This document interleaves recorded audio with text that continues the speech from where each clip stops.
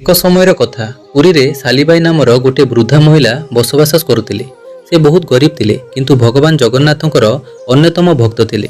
ମନ୍ଦିରରେ ପ୍ରତିଦିନ ଭୋଗ ଚଢ଼ା ଯାଉଥିଲା, କିନ୍ତୁ ସାଲିବାଇଙ୍କ ପାଖରେ ଏତେ ମଧ୍ୟ ନଥିଲା ଯେ ସେ ମନ୍ଦିରକୁ ଯାଇପାରନ୍ତେ। ଗୋଟିଏ ଦିନ ସେ ଆଖିରେ ଲୁହ ନେଇ କହିଲେ, हे प्रभु, आपणक भक्त माने प्रतिदिन आपणक भोग लगांती, किंतु गरीबर प्रेम कि आपणक पई कम हेबो। ସେହି ରାତିରେ ଚମତ୍କାର ହେଲା। ସାମ୍ନାରେ ଗୋଟିଏ ଦିବ୍ୟ ତେଜସ୍ୱୀ ପୁରୁଷ ଦେଖାଦେଲେ, ଯେଉଁଥିରେ ତିନୋଟି ରୂପର ଛବି ଥିଲା, କୃଷ୍ଣ ପରି କଳା, ଶଙ୍ଖ ପରି ଗୋରା ଏବଂ ସୂର୍ଯ୍ୟ ପରି ଦୀପ୍ତିମାନ।